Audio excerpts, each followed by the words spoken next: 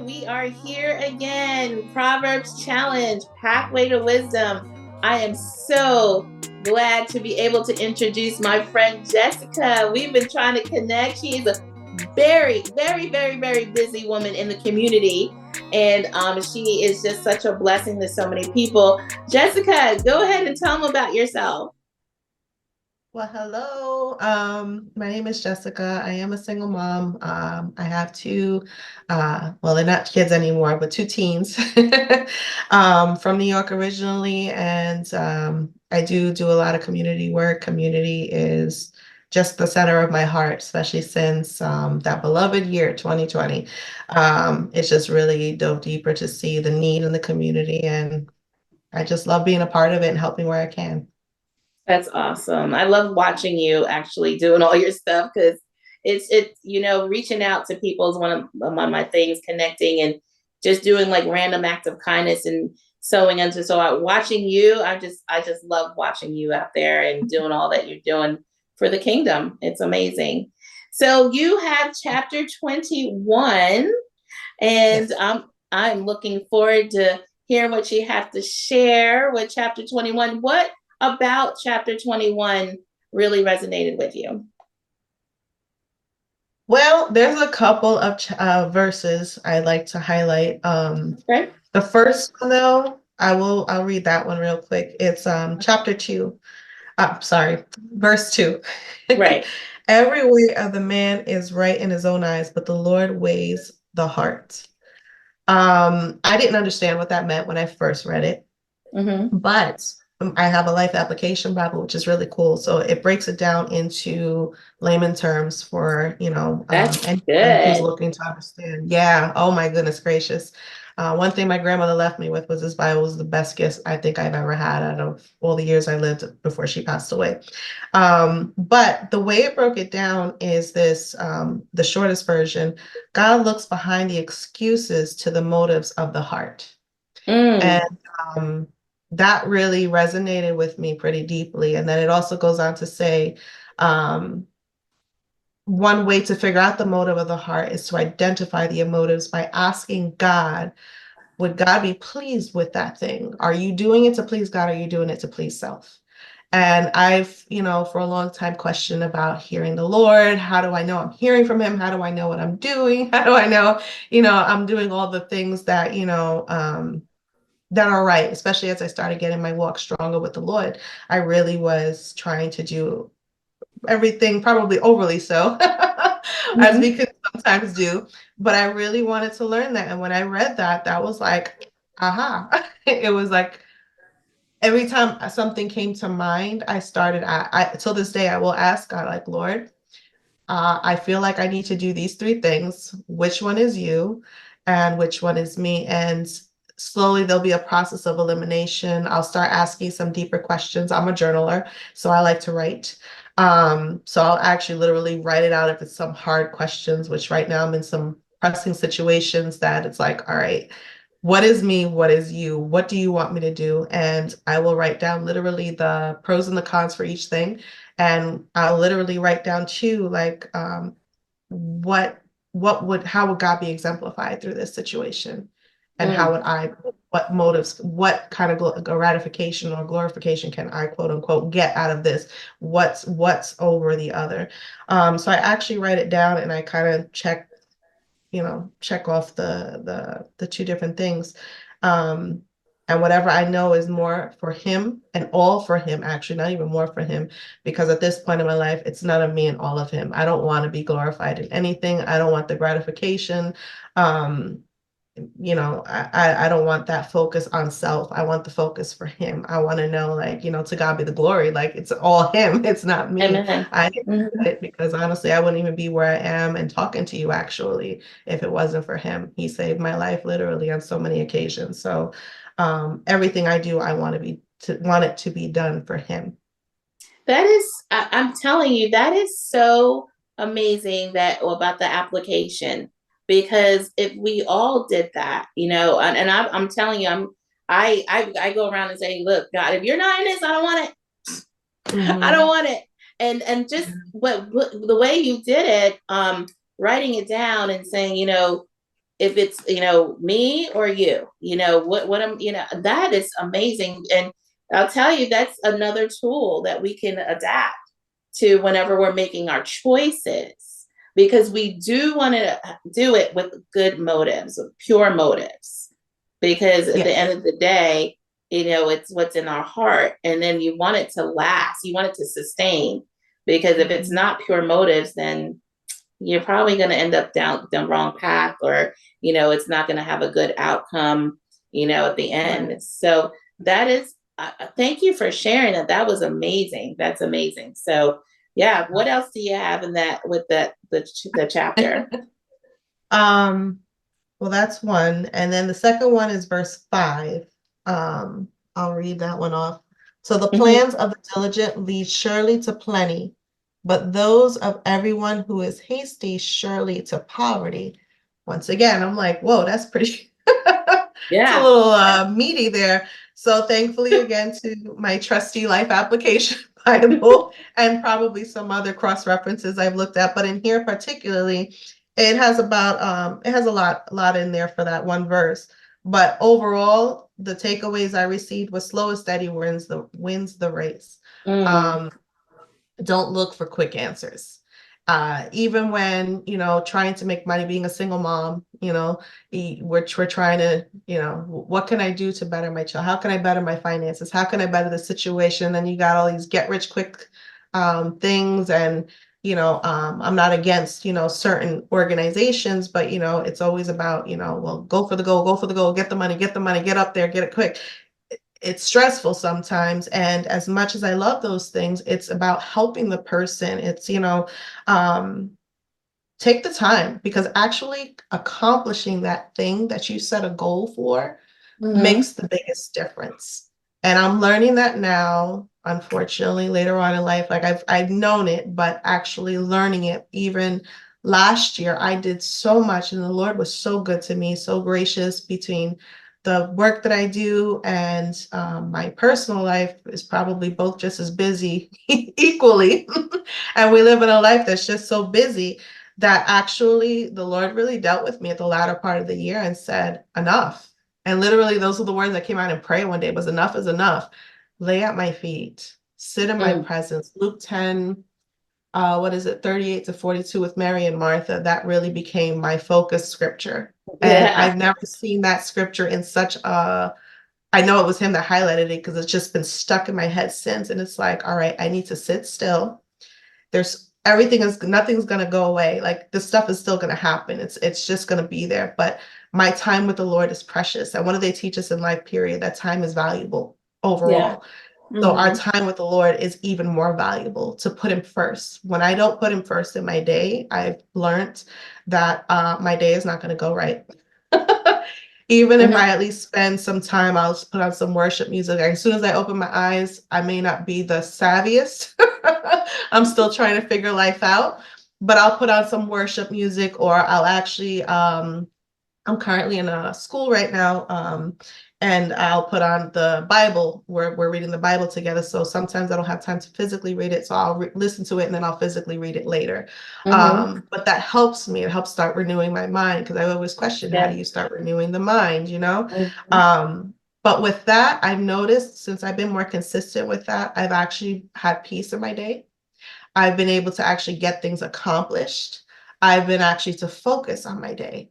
And normally I am like shiny object. What's that? All right, forget it. Are I you the forget whatever I was squirrel? working on. Right now I'm working with this. And I was getting really stressed out. It was pretty bad for a while, because mentally I was going a little cuckoo. But that really started digging in to say, all right, it's time to sit down, slow down, and focus in on the things that the Lord has, and focusing on the things that I need to work on, that is going to help me get to that next level that the Lord is trying to take me to. Because it's not about what this world has to offer, but what he has to offer, what we're to do, not even what he has to offer, forgive me for saying that, but what he has for us to do. Right. And you talked about the hate. I thought about I wrote it down. Haste makes waste, because if we're Mm. rushing, we're Yeah. rushing to get the quick answers, the quick, we may miss it. And that's another thing that I've been praying too, is like, God, please don't let us, help us not to miss it. Like, Mhm. let's not miss what we're the journey that we're in, because we're so quick to try to come out of it. You talk about the money, again, I was a single mom myself for quite some time. And I get that. I get that you're trying to make ends meet. You're trying to be there for the kids. You're trying to just do it, be super mom by yourself, by yourself. And next thing you know, your kids are teenagers, their kids are, out in the world by themselves. And you're just like, I don't remember when they were little. I don't remember. So the haste, we got to sometimes slow it Mhm. down and not rush and trust the process, but not rush the process too, Yeah. because there's so much in that middle. There's so much there that we just need to grasp sometimes. So, and it happens with the money, sometimes we're just trying to, oh, I can make how much in this week? Oh yeah. Well, Mhm. more money, more problems. You gotta, Amen. sometimes, the less is more, and sometimes it's easier said than done. I get that, but we have to sometimes appreciate the little things, and enjoy the little things. And then when God is ready to, trust you to bless you with bigger things, you're now ready Yeah. for it, because now the value, talks about value, there's value in it for you. So that's definitely good about the haste, not rushing. Our young people want to rush. Enjoying the journey. Yes, enjoy it. Because Enjoy it. seriously, we trust the process, but like you said, we're missing so much. And I love that I've seen a lot of people focusing on that. And it's true. Enjoy where you're at because seriously, I know I stressed so much when my kids were little. Um, I literally I don't recall so many things because I was in such worry, such disarray. I was just constantly trying to figure out 1 minute to the next and not actually enjoying the milestones. So, and there's portions of my life that I just know I missed totally because they were blessings in front of my face and I overlooked them trying to figure out the bigger blessing that I can get, the bigger breakthrough. I missed the small things that happen in the middle until now the Lord showed me and I'm like, oh, sorry, Lord. you Yeah, know, and it's repent. true. And and for my young people, single moms, anybody out there that is, time just goes by, and then you look back, and it broke my heart so many times when I reflect on it, that I don't remember teaching my kids how to ride a bike. I'm like, who taught you how to ride a bike? Who taught Mhm. you how to tie your shoes? Because I don't even remember that. And those times are precious. You can't get that back. You cannot get that back. So it's so important to slow it down and take time to reflect and enjoy where you are right now. And even when it doesn't feel good where you are right now, there is some good. Find the good. Find it. Yes. You know, and so I feel like I feel that with you right there, because I look back at my kids and I'm just, that's something that always, bothers me. And that's why you see a lot of my hashtags on my posts say enjoy life, because enjoy life. Mm. Go and get that, Yeah. I don't even know if they do it anymore. McDonald's does those little cones of ice cream. I don't do, but just take some time, go to the drive-thru I don't and know get a if I little trust cone. them. Go to Jeremiah's, I guess, and go Yeah. get some ice cream in the middle of the week, even though it's a work week, or do something that is just going to just say, I love life. I'm going to enjoy the trees. I'm going to enjoy the birds or whatever. It sounds corny, but just enjoy it. Take a deep breath and say, I can get breath in my lungs. Let's not rush life. Let's not just get caught up in the everyday, grind and just miss it. We don't miss it. Let us not miss it, God. Let us not miss it. So, but yeah. But That's another facts. thing, I know in this chapter, it talks about, lies and being obedient and greed and all that stuff. Anything that Mhm. you want to touch on about that? Um, well, lies. Well, of course, we don't want to lie. But verse number 11 was talking about when the wise is instructed, he receives knowledge. And it's, such as, mentorship, finding a mentor, an accountability partner, Hmm. learning from others, talking to somebody who's in a current situation that you're in, or, have encountered, have learned, whether it's, you're dealing with unforgiveness, whether you're dealing with overwhelm, whether you're dealing with, maybe you are struggling with the thing, finances or anything. Finding a mentor, finding an accountability partner, somebody you can trust, whatever that looks like for the person, is key. And to walk through life, as far as, greed, of course, mm, we live in such a greedy society. There's so Hmm. much that could be said there. Right. Um, but it goes back to, what we just mentioned, slow and steady wins the race. Um, or haste makes waste, learning to just be content, trust in the Lord, trust him to lead you and guide you. It's not worth, losing friendships. It's not worth, especially valuable friendships because of finances or, something of that nature. I mean, greed is a broad topic. I didn't have anything on that specifically, but um it's definitely, I've seen it damage relationships. Yeah. Yeah. And And I it's know not worth it. I've and I didn't mean to throw you off topic with Oh, that, but you're good. it's I'm it's all one for of it. those. It's one of the things because with I know you do a lot of community service. You're out there in the community, and the getting versus the giving. I just Mm, want more. I want more. I want more fame. I want more attention. I want more money. I want more. And then sometimes we get obsessed with the more, and that they think more will bring the happiness. They think that's where your joy is going to come from. And but we have to, like you mentioned, about being content, for what the things that we do have right now. And then God will promote you to have more when the time is right. But there's a lot of, you mentioned there's a lot of greed out there. And mm, it's the greed sometimes will be so, overwhelming, where people are just constantly trying to, put, actually they put other things before they don't prioritize, let's put it this way, because they want to right. get more. The greed is there, but that's not the way of the kingdom.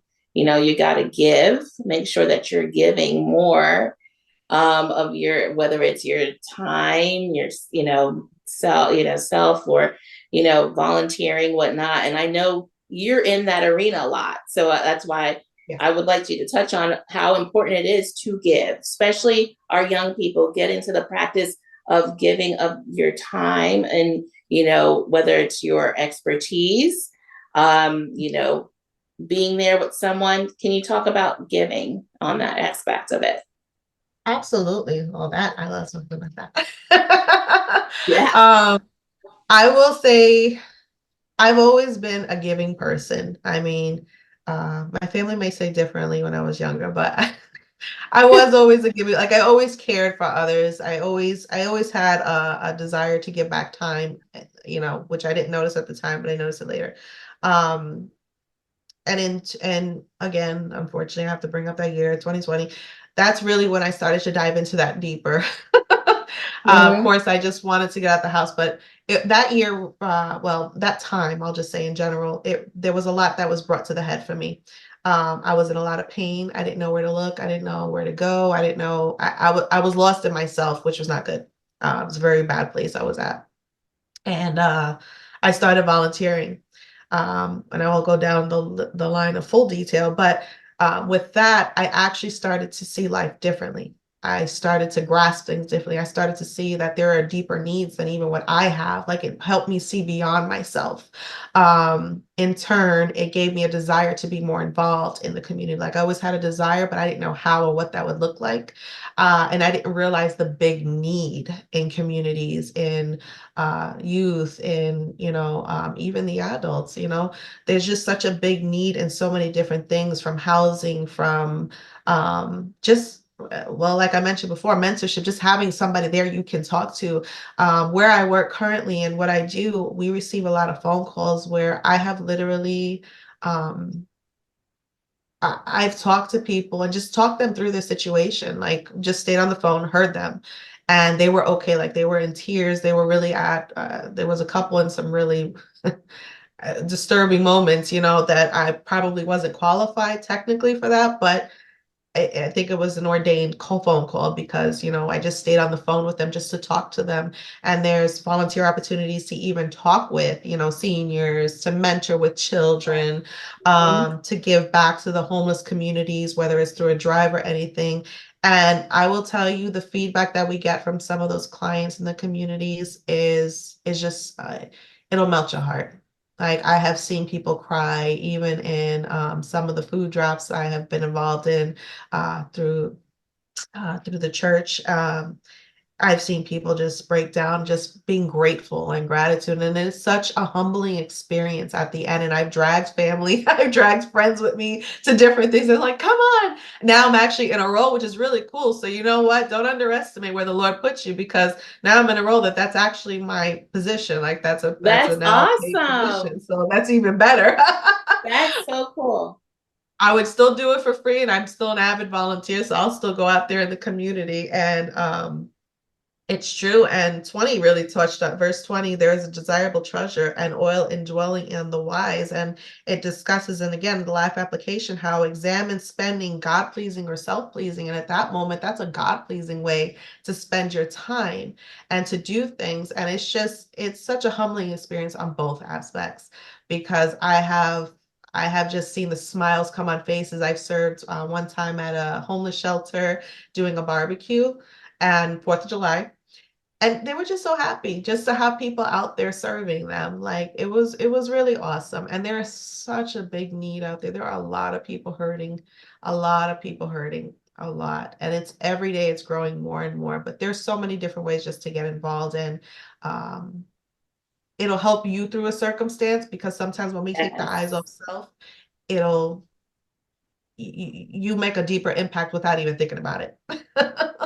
That is so good right there because, instead of just, again, thinking about, where you are, go out there and serve. And I'm telling you, when you take care of what God is concerned about, He will take care of all your concerns. Because, Yes, yeah, he will.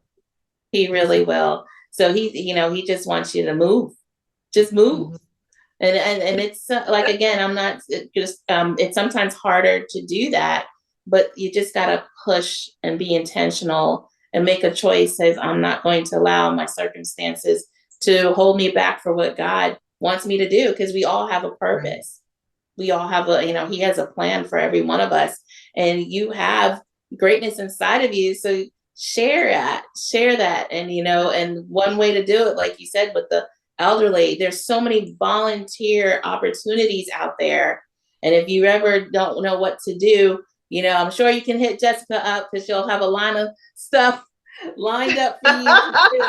That But is that for sure. that's one thing to, to lift yourself up, to get out there, and you'll feel so much better.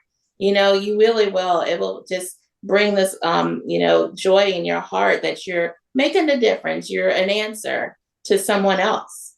You're looking for answer, but you may be the answer for somebody else, you That's know, right. Right. that's still. So what closing words do you have for our young people out there today, Jessica? Get out there and volunteer now. There you go. um, just take your time, be wise. School, this world, school, everything can come down on you, but you know what? Ultimately, there's a God who loves you so much. that he just wants you to spend time with him and put him first, and he will order all the rest of your steps, and he's going to give you peace, and he will give you direction on how to fulfill your day and what needs to be fulfilled. And you'll have peace knowing that the moments you might have felt like you missed were not missed moments. He will take care of that. He will give you, he'll redeem that time, and he will give you more time to get it done as it goes forward. There'll be meaning throughout your day. That's the biggest takeaway I would have for that. That's awesome. You heard it from Jessica. She says to get out there and volunteer, take your time, don't rush into things. Thank you so much, honey, for being here. I love you. You're amazing. And I look forward to connecting with you in 24 to get out there and offer, join the team, joining those all those different opportunities to make a difference in your community. So thank you again for being here. All right. Take care. Thank you.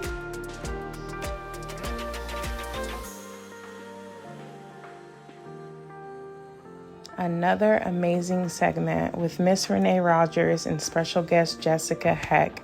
Something that stuck out to me in this chapter was in the beginning when they talked about verse 2. It says, "Every way of a man is right in his own eyes, but the Lord weighs the heart."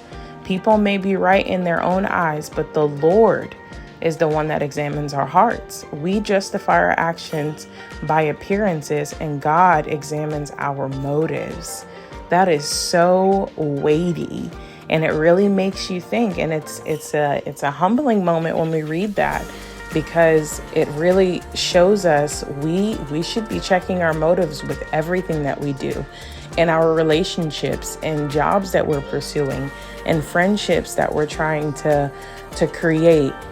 What is the motive behind it? When you're going to serve, what is the motive behind it? Are you trying to get self-glorification, or are you trying to glorify God?